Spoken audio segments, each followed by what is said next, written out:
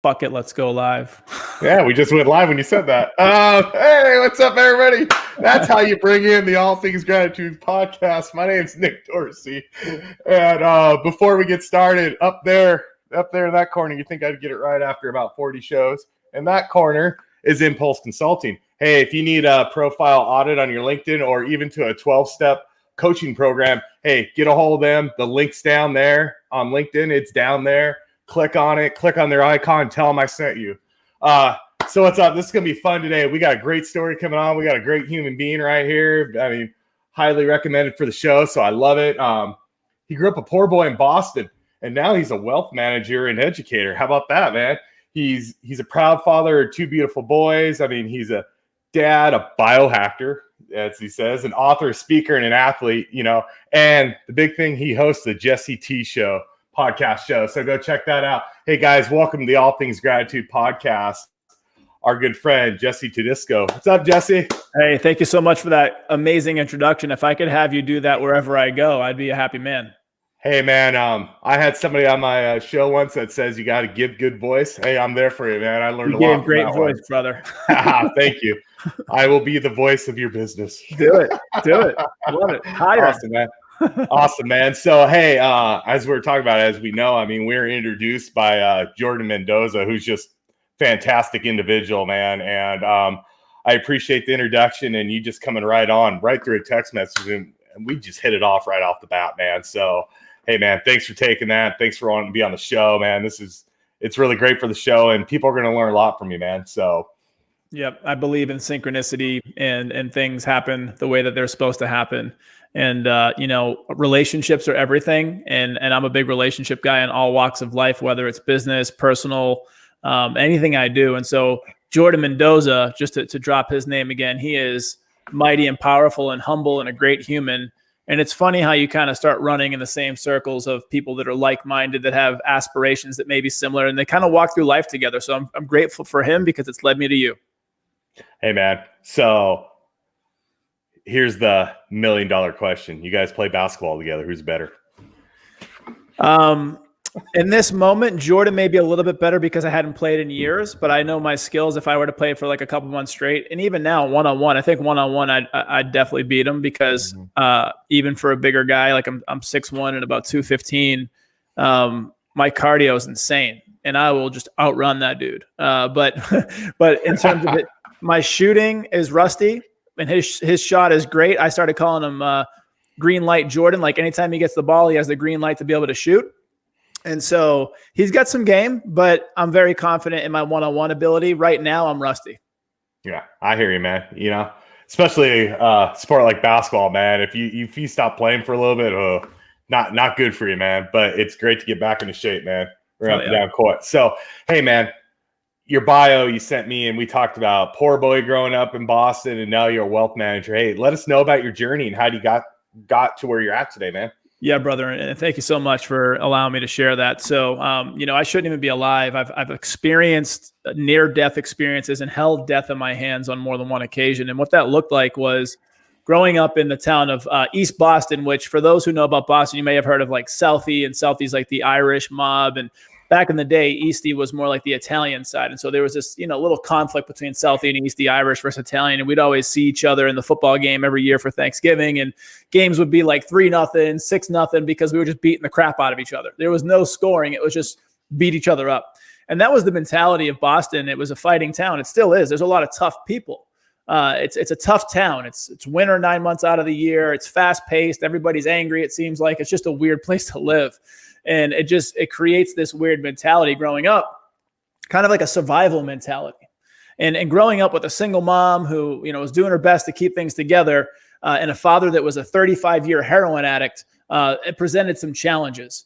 And so some of the challenges were growing up without a dad for the first 35 years that was, in my life. He was in my life for the last 10 years after he cleaned up, which was amazing. He became a great dad, became a great grandfather. So I had that dream and need fulfilled, which was beautiful. But, when he wasn't around, I didn't have a good role model and I didn't have any bearings. And so for the first few years of my life, I was actually bullied pretty heavily. I was getting jumped every day, punched, kicked. And it was pretty much like I was walking target practice. And I was more afraid of fighting back because there was a group of them. But I learned through the years and through training from martial arts and the military that fear can be a great motivator or debilitator. It's just how you use it. And so what I learned later on in life, to kind of fast forward through the kind of the fear of the being bullied, and I think this is helpful for listeners, is if you have fear, you have a couple choices. You could face everything and run, or you could face everything and rise. Anything I've ever done in my life that had to do with fear, if and when I've overcome that fear, my life has never been the same. And so just to kind of touch on a couple bullet points, and growing up through Boston and kind of that lifestyle, playing sports, chasing girls, not really focusing on school, I was attracted to the things I didn't have. And what that meant was money. And so I went on this money journey, and the way my money journey started out was the wrong way. So I was watching too many gangster movies and hanging out with too many gangster people, and people were selling drugs and doing drugs, and I fell into that. I put myself into that situation. And so I was buying and selling. And, before all that, I was actually doing some other entrepreneurial stuff, buying, selling, trading baseball cards, comic books, shoveling snow for money, going over to Logan Airport, where they have these smart carts. When you return them to the stall, you get a quarterback. And when you get a quarterback enough times as a kid, you make $5 or $10, you're happy. And the coolest part about that, Nick, was running through the airport, getting chased by security. So I always kind of had this the need for adventure. Yeah. And I guess that need for adventure, the need for making money, and that entrepreneurial spirit kind of in my path guided me through that 2-year drug addiction and 2 years selling drugs. And for me, man, it was just a place I didn't want to be. I fell into that trap. I was living with my dad. I saw what he was doing every day. And so, I just kind of used it as an excuse to stop being successful. And what it did, man, it was one of the best experiences I ever had, because it taught me so much about myself and so much about my dad. For the 18 years that I didn't live with my dad until I moved in with him, I hated him because he wasn't there and because he chose drugs over me.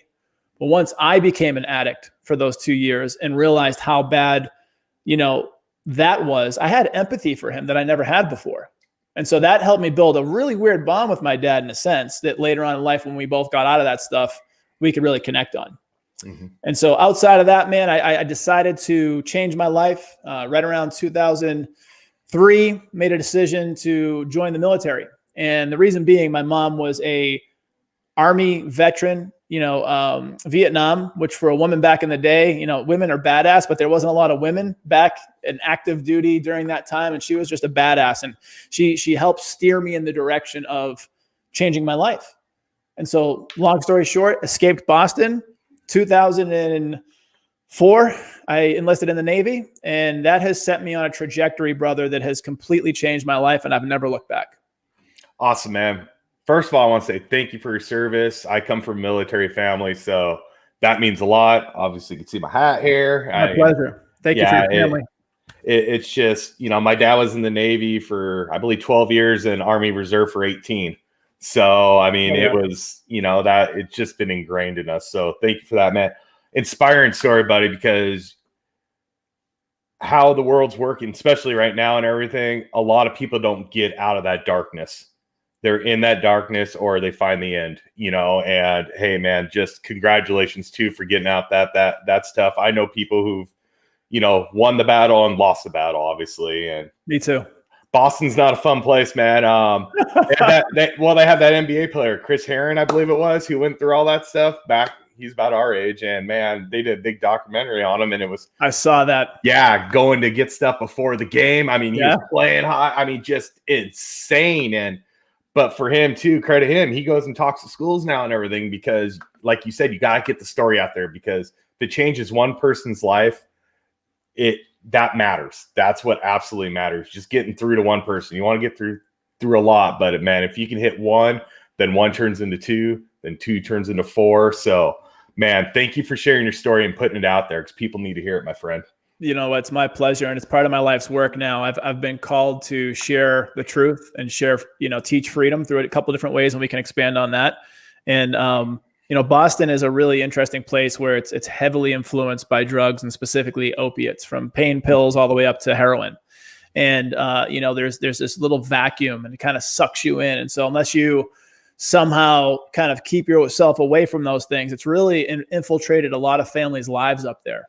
And I'm very thankful and grateful, believe it or not, to have had that experience, because now in what I do in life, I'm able to connect with so many people, whether it's them personally and their own experiences with it, or they know a loved one that had some sort of issue. And I have so much empathy for so many people on that level. And I'm able to, through some of this men's work that I just started doing over a couple of years, in the last 2 years, really add value and receive value from people that have been through similar situations.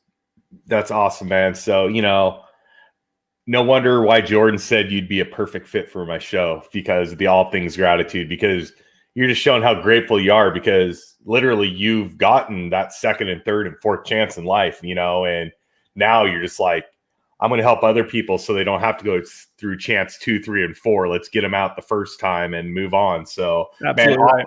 Awesome stuff, man. Awesome stuff. So, we're moving on with that, which is great stuff. I know we're going to get into it more with other conversations. So let's tell us about the Jesse T Show, man. And I'm sure everything you're talking about right now probably ties into that. So this is going to be great to continue on that conversation. It's really interesting how everything's been woven together. There's the Jesse T Show was inspired. It's a podcast, right? And so it's a podcast similar to yours, where we have people come on, have conversations about things they've built, things they've overcome, things that they've achieved in. And it's always people that have like the same kind of mentality of a hero's journey, where they've done something, they've overcome something, and now they've kind of come back and they're able to share those gifts with those that are around. And, from what we have is entrepreneurs, thought leaders, creators, athletes. We have authors. We have some amazing people that come on the show, and they kind of bare their soul. Like it's kind of like a little bit of Joe Rogan, where we talk about weird, interesting shit like UFOs or, sacred plant medicines. And then it's business stuff. It's applicable to you and what you can do in life, from starting a podcast or starting a business or creating revenue. There's all these practical and tactical pieces of advice from these thought leaders that is married with the interesting stuff of the way that people do life. And so I was pulled to that because I'm a student at heart. I've always been the little kid growing up until now that's always asked questions. And I've always wanted to learn and grow my knowledge. And just so that eventually it's turned me into a leader, a servant leader, where I've learned enough and I keep on learning to where I can have these conversations and connect with people. And it's just a beautiful way to do life. And so the show, it's been going on for a little bit 2 years now, the Jesse T Show podcast. We have over 100 episodes, and we're going to start pumping out from 1 to 4 a week now, because we have so much in the bank, so to speak. So we're going to be putting out a ton of content. And actually, I don't know if you know the name John Lee Dumas, but he actually was on the podcast earlier today, and he's one of the forefathers of podcasting. And he inspired me to go from 1 to 4 episodes in just one conversation. So the things that I even learned from the guests that shape me outside of what they bring to the table for others has completely changed my life. I agree with you, because, my podcast first started. This one just started out, okay, I'm just going to get all my good friends on just because let's just have a fun conversation. Yeah. And now all of a sudden, we're starting to get some TEDx speakers, some actresses, some authors, other podcast hosts. And like you said, it's awesome just listening to them and hearing their aspect on things, because it's just like, okay, I'm picking a little from here. I'm picking a little from here. I'm picking a little from there, and I'm bringing it together to make it my type of brand. And I just love listening to people, and especially things people overcome. We've had people on the show that have been in domestic, relationships and everything that have been horrible. And I didn't even know that. And they just came out, and it was like, whoa, but it's nice to know that about people, especially when you're becoming more of friends with them than networking partners, so you can understand, if a bad day's here, what they're going through and everything, and help them out. So I just love having people on the show and learning about them. I really do. It's just, it's amazing. And it's a lot of fun, because some of them become good. Now I'm like good friends with, probably half of them have been on the show. They decided to keep texting, and we just keep talking, and bam, there it is. So that's what's great about this. Is just, I call it a conversation with friends. That's how I describe it to people before they come on. I go, there's no script. I have one question, and that's the first question, just tell us how you got to this point, and then we just flow with it. That's what makes it great. That's what makes it fun. It's beautiful, brother. The relationships I've built for life, whether it's personal friends, which I'm similar to you, a lot of these people that come on the show become my friends, and they'll become clients of my wealth business. They'll become running partners in different ventures that I'm into, whether that's health and wellness or men's work or my spiritual journey. It's really added so much value and color to my life. And I thought about this yesterday. I was wrapping up a men's retreat that I was holding here in Georgia on Lake Lanier. And we were doing this exercise called 5 Minutes to Live. And 5 Minutes to Live, this whole weekend was set with intention and love and specific, things that we were focusing on. And by the end of this weekend, we were focused, like our hearts were open, our minds were open, and we were just kind of dialed in. And it was a group of 5 guys from all different backgrounds.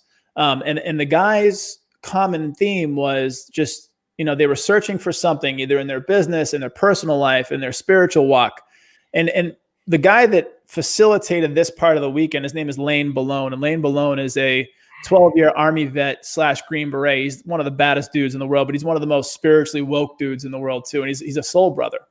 And he leads this 5 minutes exercise that changed my life. And we didn't need plant medicines at that moment for that. We didn't need anything else. We just needed our minds and our hearts to be open. And what he did was he said, if you had 5 minutes left, what would you do in those 5 minutes?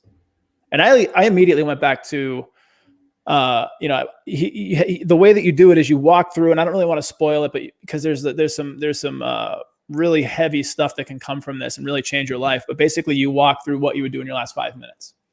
And I called my wife and my kids, and each one of them, I had a specific conversation for, and I was crying my ass off. Like I was crying, and I didn't, being around guys that were holding space for me and sharing space. It was beautiful. And the reason why I bring that up is because that happened because of the podcast, because of the things that I've learned and the relationships. Every one of the guys that were in that room, minus one guy, have been guests on the podcast. Yeah. And so it's really incredible what that's done.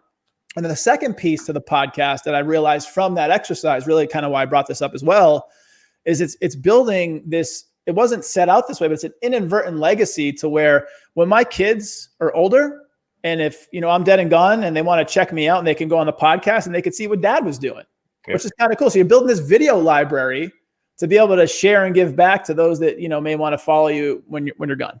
Yeah. That is a deep question, because now I'm thinking about it. I'm like, because you think about all the people you want to see or say bye to, but what can you do in that 5 minutes? That's the thing. And it all depends where you're at too. Oh my God, that's a deep one. Yeah, it's a huge one. And make me think about this one for a minute. Get into an introspective place, into a place of discernment, meditation, quiet. And in 5 minutes, if you really do this exercise right, it will change your life and how you operate in just 5 minutes. That's awesome, man. That's fantastic. We'll talk a little after the show. So here's the question everybody sees: wealth manager. So how can I double my money today, Jesse? Stop spending more of it. Yeah, absolutely. It's the things you can control, right? Yeah. And it's not sexy. It's not glamorous. Everybody wants to spend money to make a ton of money, and that happens, but it takes different avenues that come together. And so let me just give you some advice. So if you were to, this is for anyone listening, this is general financial planning advice. If you were to go through your last 3 months' bank statements and take a look at all your expenses, and you can pull them off online, you download them, whatever, PDF, or print them out. Print them out is probably a good exercise because you could feel and see it, and it's good. Go through all your expenses and look at what's nice to haves. So anything outside of what I call your break even, your monthly break even, that's your rent, your mortgage, your insurances, your cell phone, your gas, your schooling, whatever it is that you have to pay every month to live your life. Outside of travel, that's extra. Outside of going out to eat, that's extra. Outside of any extra like subscriptions that you may have that you're not using, like it could be anything. Take that extra money that you're spending, and you could cut that in half. Like the money that's outside of your break even, let's say it's $1,000. Cut that money in half. Spend $500 on those things that you should feel like you still want to do. Take the other $500, and you could take $250 and put it into a bank account, and now you're building cash, what you need, and take the other $250 and start investing it. And so now you're kind of maximizing your efforts. But just little habits like that, little things where you can not spend any money, like you don't have to pay anyone for that, and you just start doing it. And now you're already adding value to your life.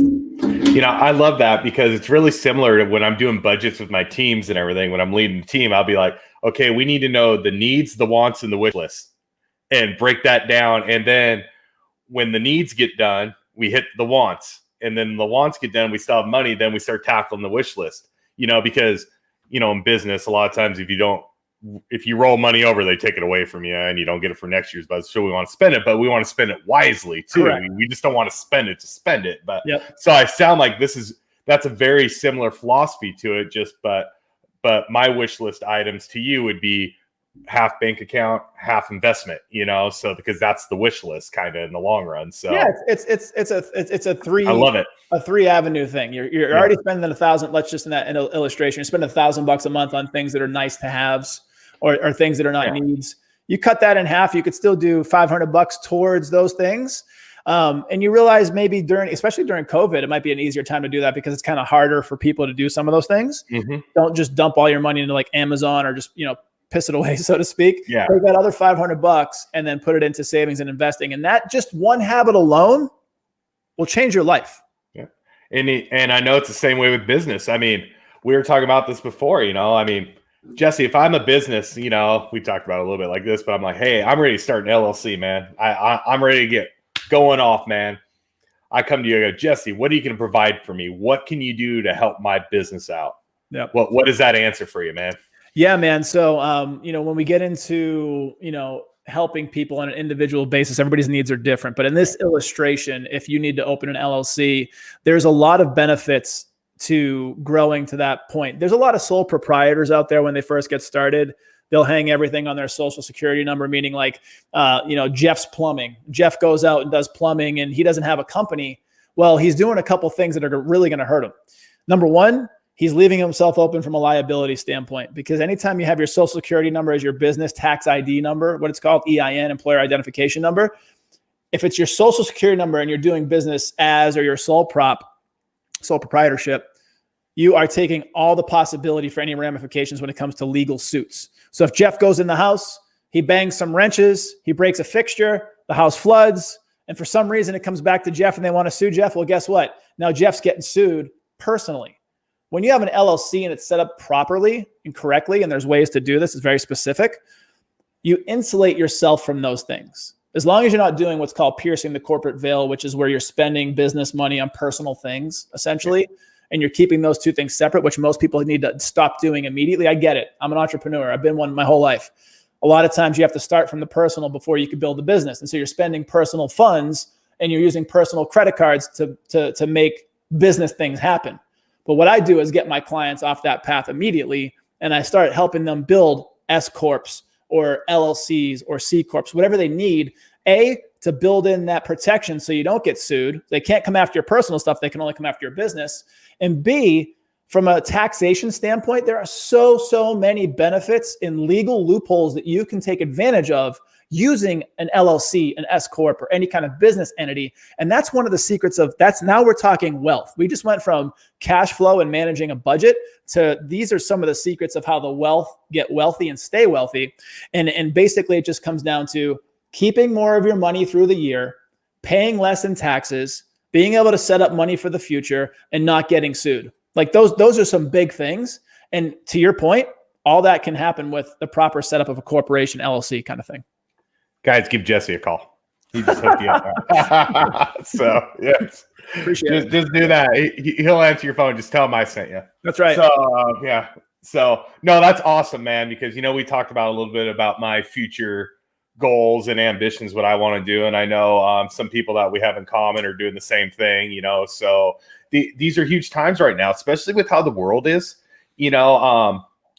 and God forbid if this COVID thing ever happens again, hope not, blah. But if it does, I think people need to learn from what happened in 2020 and start building in case that happens again. So that's what I'm doing. I have my 9 to 5. I'm building a foundation for consulting somewhere down. So if this happens, I at least have the foundation built and it's there and I'm prepared for the next step, and I think with wealth, it's the same way because I know you hear all the conspiracy theories and, the stock market's going to tank, banks are going to close. And money's never going to go away. It's not. It could get damaged, but it's not going to go away because the rich are always going to stay rich. The poor is going to become poor. I mean, it's how the world's gone in every 100 years or whatever, some weird crap like that. But if you can build to get to some of that point, you put yourself in a better position.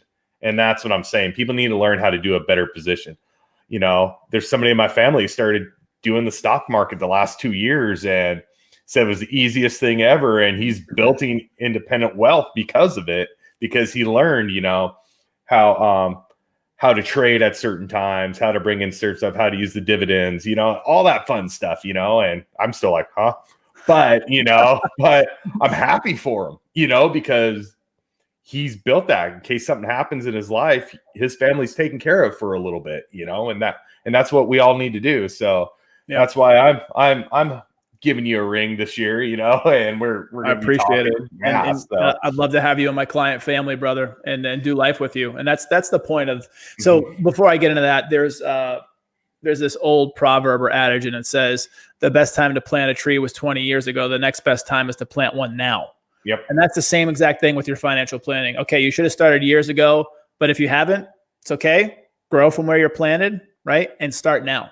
And the whole thing that you mentioned with the stock market is it's very cyclical and it's mostly predictable in the long term. What I mean by this is, on average, since the stock market was invented right around the 1930s, 33, 34, the market has always gone on a 10-year cyclical run. And so what happens is when the market goes up for 10 years, a correction comes in. The correction lasts anywhere from about 18 months to 2 years. And then the market starts to go back up again. And then you're on a bull run, or you're on a great time for the economy for 10 more years. And what's very interesting is, whether it's a pandemic, whether it's, something going on in the world, if you look through history, it's right around the average of 10 years where the market has to correct. And it just so happened that we were already 2 years overdue for a market correction, and it took a pandemic to slow us down. So, God forbid that we need a pandemic to slow the market down, but it was long overdue. So being prepared for those cycles and knowing that those cycles exist, a lot of my clients made a shit ton of money this year because they were prepared to be able to take advantage, like your uncle or whoever it was, your cousin, to be able to jump in at the right time. And that's business. Business is also always being prepared for the next opportunity and being like padded with cash or reserves to be able to make that leap. And so I just say to the people that are listening to this, the best time to start is now if you haven't already, and really just know that there is cycles to plan for. And if being prepared is one of the things you can control, go for it.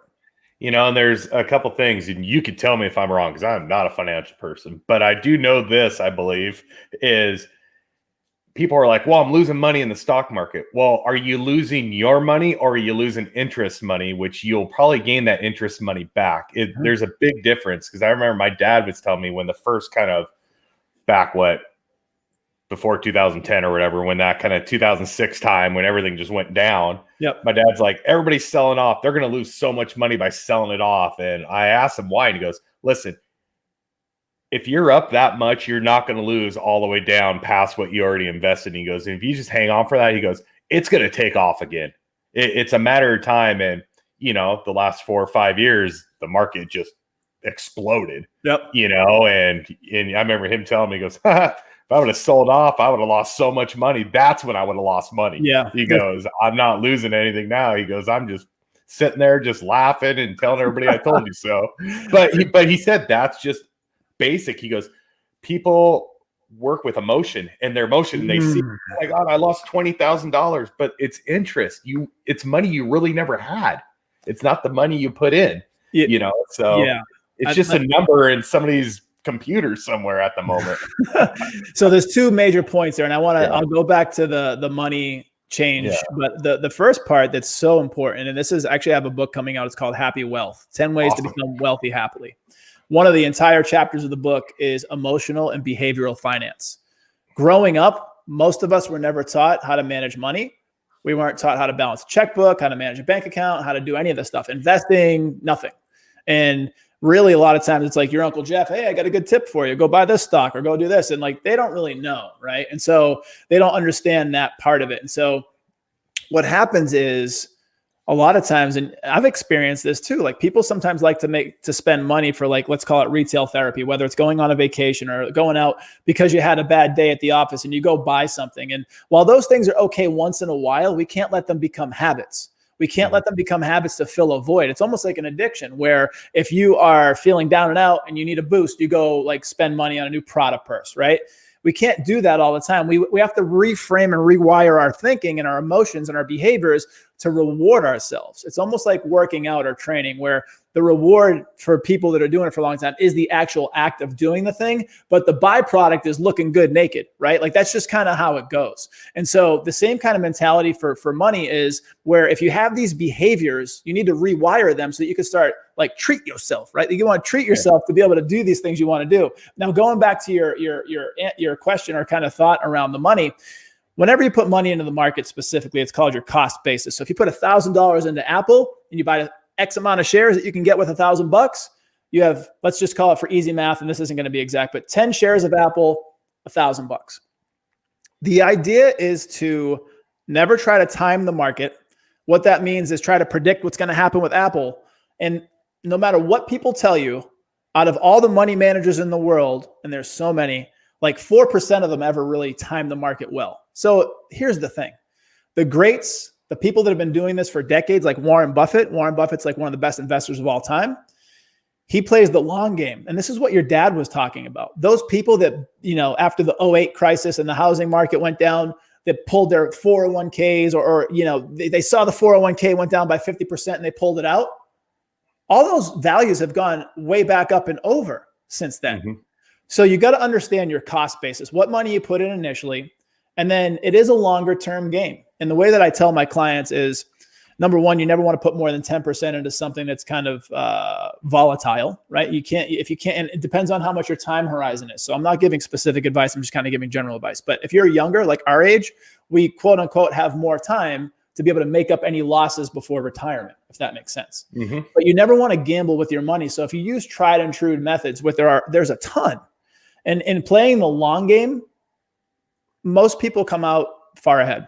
Yep, absolutely. And I love you bring up Warren Buffett because that dude's insane. Just some of his articles and everything. I mean, yeah, at the beginning, timing was right for him, but he stayed on it. That's started when he was 11. He was 11. Consistent. That's the thing.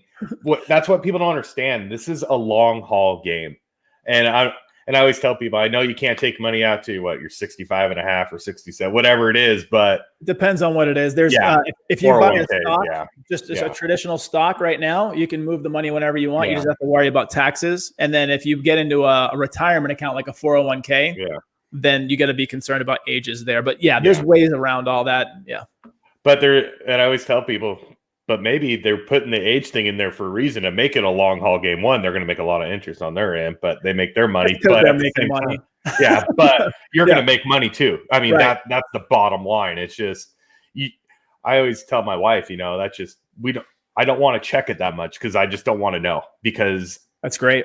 I'm going to not need it for another 20 years. That's the thing, so it's like, we only touch it if we really need it. We did a little stuff here after we moved and everything. That's a different story. But the bulk of it, the big bulk of it's there, and now the thing is, what's the next step to do with it?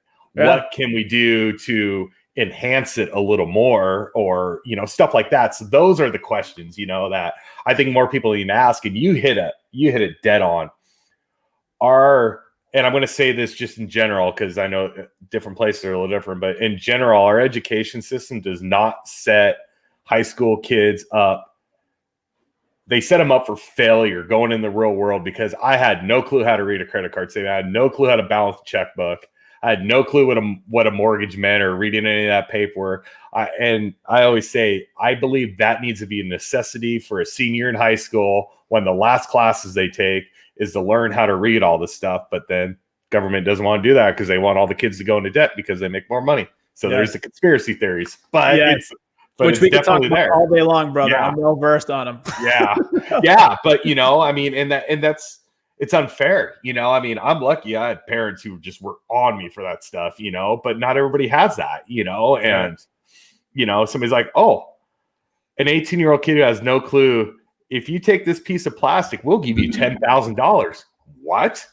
You don't realize you have a 30% interest rate you got to pay it back at. It's a trap. And there's a lot of people right now, thankfully, guys like Patrick Bet David, that have a huge platform, and some of these other people that are out there, Gary Vee, and all these micro influencers that are out there that are really starting to bring up the fact that specifically, here's the thing, education is absolutely necessary for life, but it doesn't always have to come in the form of school, right? Mm-hmm. Yep. I think even Elon Musk said something about like, you don't need a college degree for most things in life.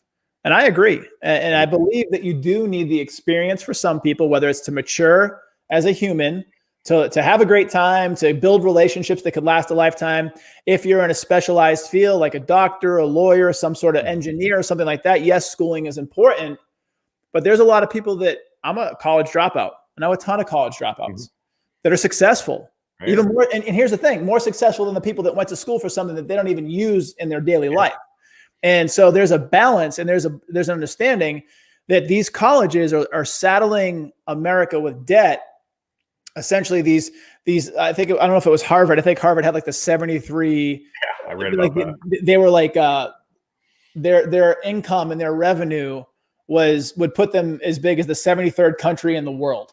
Like it just goes to show you that these schools are making money hand over fist. And for the most part, I'm gonna venture to say it's the 80-20 rule. 80% of the kids, like it's unnecessary. And we have to really reframe education. And there's a lot of thought leaders like Seth Godin that's doing this all MBA and like helping people identify these things. And really what it comes down is to what the hell do you want to do? As soon as you can find that out through trial and error, get into that as soon as possible. Do an internship, go learn from someone, get a mentor, plug in and start doing that type of work. You know, sales is a great way to get your foot in the door at any company. Go do sales for a year, whatever that is, right? And just figure out what it is that you like. What's the dream? What's the passion? And like Gary Vee says, reverse engineer it from there and figure out how to do the work. I had a guest on the show last week, Marcus Ogden. I think you know him through Jordan. Football player. Yep. And he works with the Buffalo Bills, and we had a thing we were talking about. He goes in and helps mentors the rookies. And we talked about that because one of the things I brought up was you got a lot of these people that come from nothing, absolutely nothing, and then they're handed like $20 million. And they're expected not to be, you expect them to be a perfect 40-year-old adult who understands life when they're 19, 20 years old. It's impossible. Right. You know, coming from nothing, then having all that money, you want to buy the cars, you want to buy the houses. So we're talking about how awesome it was the NFL finally brought in a program to help people with their wealth management, how to find the right agents, how to do all these right things to actually set them up for success, not failure. And I believe we need to reach high school kids and college age kids to get to that point too. You know, I mean, and it's platforms like you with your show and coming on my show here. Hopefully we can reach those kind of kids and people, even if it's a volunteering to go to college campuses and speaking, or high school and speaking, or having like a club after the school, they come to you because you may not be making money off the speech, but some of those people are going to come to you afterwards. So, you know, the benefit of the long haul is what's going to be there for you, you know, because you're probably going to have a client for life, you know, and I just think we need to be doing that more because I know I got in a lot of trouble. You know, I filed bankruptcy 20 years ago, you know, because I didn't have a clue. I mean, did not have a clue. It was more than 20 years ago thinking about it. A little older than what I want to believe. But, but you know, I mean, and a lot of people get stuck in that situation that I was in like that. You know, you got married young, you did a lot of dumb things, you didn't make a lot of money, but credit cards came left and right in the mail. So, hey, it's free money. We can pay it off later. It's free money because you don't know. You just don't know because you don't understand. You know, to your point of the football and pro athlete dilemma, there's a lot of people that become instant wealth when they get these $1 million contracts. And specifically for football, most players play 16 weeks out of the year, the ones that don't go to the playoffs. And so for 36 weeks out of the year to make it 52 for a whole year, most of these guys have to take bridge loans because they only get paid for 16 weeks. And at the end of that 16 weeks, they're basically broke. Can you imagine making millions of dollars in 16 weeks and then you're broke for the other 36 weeks? It's absolutely incredible. And there are people out there. I got a guy locally. His name's Candler Cook.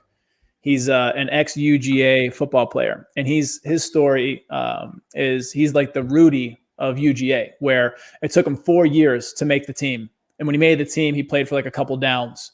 And just his story of grit and work ethic and never quitting and taking 4 years to get to where you played 2 downs, whatever it was.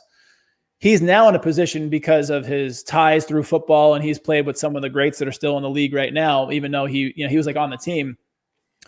That's built him into a position where he's actually helping with these athletes that need this money to carry them through the season. And he's trying to help them on his end to where they essentially they don't need him for the long run. But he is kind of giving that Band-Aid to help his fellow football players get through. It's crazy to think that just habits and knowledge will make the difference of if you make $10 million in a year and you keep most of it versus having none. It's incredible. You know, I won't say a player's name because I don't want my show to get sued. But there's been documentaries over professional athletes. Like there was a basketball player who made $160 million in their career and was broke 5 years after they retired.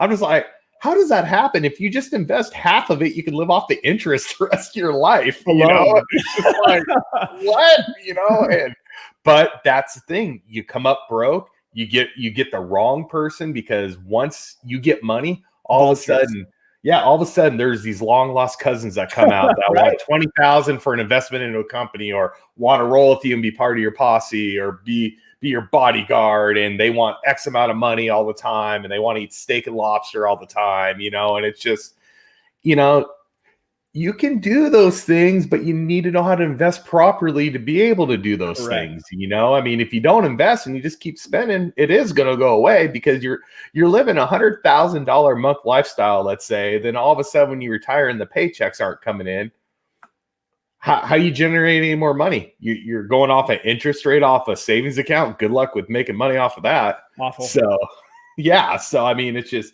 it's insane, my friend. So, crazy stuff, man. So, hey, any big plans coming up, man? Any big exciting things? I know you said you have a book coming up, so that's really cool. Yeah, man. So podcast, anything? Yeah. So there's lots of crap going on right now that I'm super thankful for.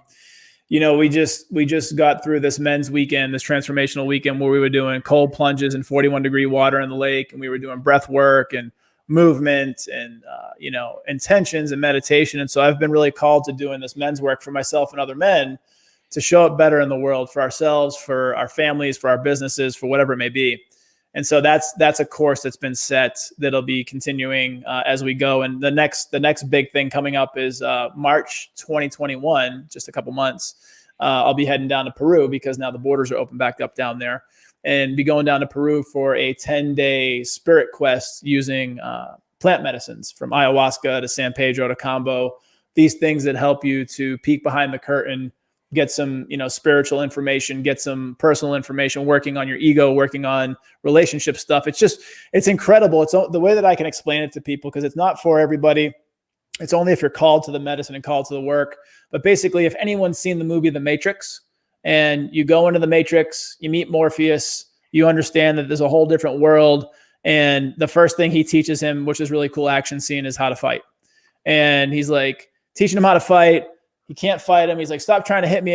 And then by the end of it, he wakes up and he's like, I know Kung Fu. Like, so he got this download while he was kind of in this dream state that kind of helped him progress in his life day to day. It's exactly what happens with plant medicine. So this is something I'm focused on to bring back to my people and bring back to people that I connect with and help them outside of the plant medicines and outside of the masculinity movement. Working on the book, Happy Wealth, how to help people become wealthy happily. Because here's the thing. If you solely chase money, yes, you may become rich, but you won't be healthy and wealthy. You'll be most times sad, disappointed, upset. You can buy anything, but you won't have a richness to your life. And so most people that are wealthy would trade anything in the world, including all their assets, to be healthy, to be happy. And so in this book, it kind of illustrates that symbiosis of being able to do those things. So that's coming out. I'm doing some work with Paul Getter, who's an amazing guy online. He's called the internet marketing nerd. He's helped guys all around the world build amazing, marketing for their businesses. So I'm working there. And man, I'm just focused on health and wellness in my family, man. One thing that I'll leave, at least in terms of gratitude that we didn't talk about. I've held my daughter until she passed away. I've held my mom until she passed away. And I've been there for my dad to clean up the blood off the floor after he died. So I've experienced life-changing moments that have given me perspective and gratitude beyond measure. And really what it is there's this Stoic philosophy called memento mori. And what it stands for and means is know that you're mortal, know that you must die. Let that be all the motivation you need to live a life well lived. And because I've seen those things, because I've held death in my hands a couple times, I really have an appreciation for life it's beyond the norm. And so I understand that life is fleeting. Life is just so valuable. And knowing that you only have right now, really, if you think about it, you only have now, make the most of that time. Go start that business. Go ask out that guy or girl. Go do things, fall flat on your face. Like at the end of the day, it's your life story. You don't want to die with regret. Yep. You know what? You can fail at things. It could be a lot worse. Failing, you can just turn around and pick it up and go do something else. But like you said, it could be a lot worse. You may not get that opportunity again. So that's right, man.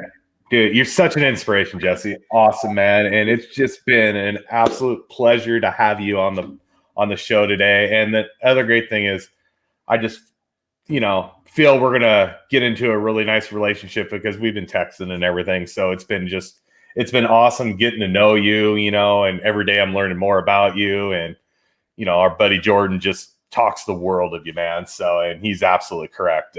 Everything. So, I mean, so glad to have you on the show. And if you want to do a polar plunge, you can come down here to Arizona when the pool's 70. That'll work for me. So I love the invite to Arizona. I got some good friends down there. You're one of them now, and I'd love to come hang out. But thank you for, I'd love to polar plunge with you anytime. But thank you so much for who you are, for your platform and what you're doing. You're creating an amazing impact, and your message is resonating, brother. So keep doing you. We'll enjoy our walk in life together and how that pans out. Looking forward to the future. Man, I appreciate the kind words, man. Means a lot, man. Means a lot. So before we get going, man, tell everybody where they can find you at, man.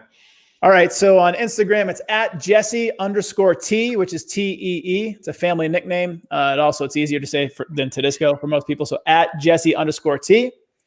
Same thing for, you go to LinkedIn. It's Jesse Todisco, Todisco. Follow me. I'll follow you, much like it says up there on your corner there in the tile. In the business, and maybe I'll pop it somewhere in the show notes, or if I could drop a link in the box, but I have a link tree that has all the places you can find me, but my business is www.46and2wealthpartners.com. That's www.46and2wealthpartners.com. Outside of that, man, just wherever you can connect with me, I'll follow you back. So thanks so much. Is that a Tool reference? 46 and 2. That's a whole nother conversation. Okay.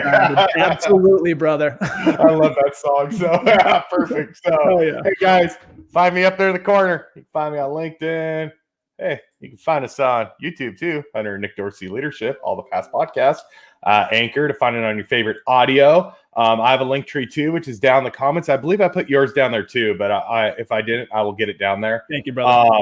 Hey, thank you everybody on Facebook, LinkedIn, YouTube, and Periscope for checking in today. I really appreciate it.